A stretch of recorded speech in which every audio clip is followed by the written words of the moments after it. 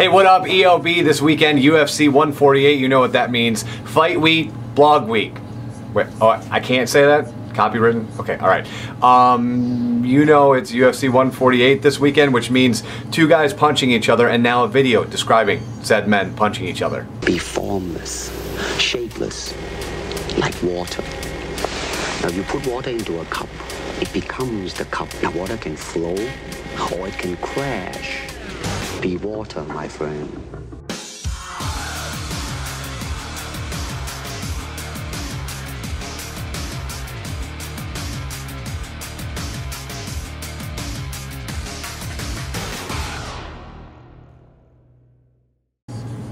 Biggest fight this year in the UFC? Probably, maybe?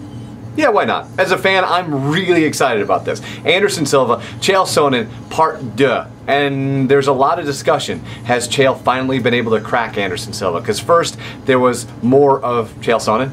Anderson Silva, you absolutely suck. Then there was Anderson Silva coming completely unraveled at that press conference. I'm going to beat his ass like he's never been beaten before. I'm going to make sure that every one of his teeth are broken, his arms are broke, his legs are broke. He's going to not be able to walk out of the octagon by himself. I can guarantee. Then the stare down at the other press conference.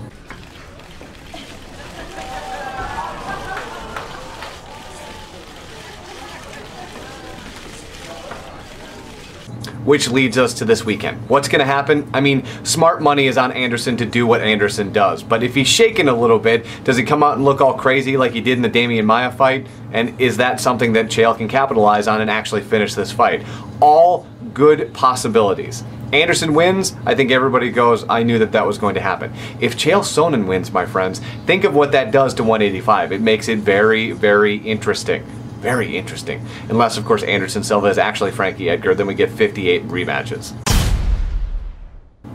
The co-main event is, of course, Tito Ortiz and Forrest Griffin, or as we've been calling it around the office, the battle of who is going to retire first. Both have talked about it. Tito has said this absolutely is his last fight in the UFC. Neither guy has a really great record heading into this fight. Forrest is 2-3 in his last 5 fights. Tito is 1-4 in his last 5 fights. So this could go either way. They've obviously had 2 bouts that have gone either way. Decision for each guy, and this is kind of the war to settle the score and then see which one of them rides off in the sunset to retire. Could be both. Forrest has long said that the travel and the training and the fact that he has a daughter and a family and all of that stuff has really made the training and all that stuff wear thin for him. He wants to be around his family. He'd rather write, he'd rather talk for a living, he'd rather do a lot of things that don't involve getting punched in the face. What happens after this is any man's guess, but to me, I think that Forrest stands the best shot of winning this with Tito and all of his injuries and the fact that he's been very streaky since his return.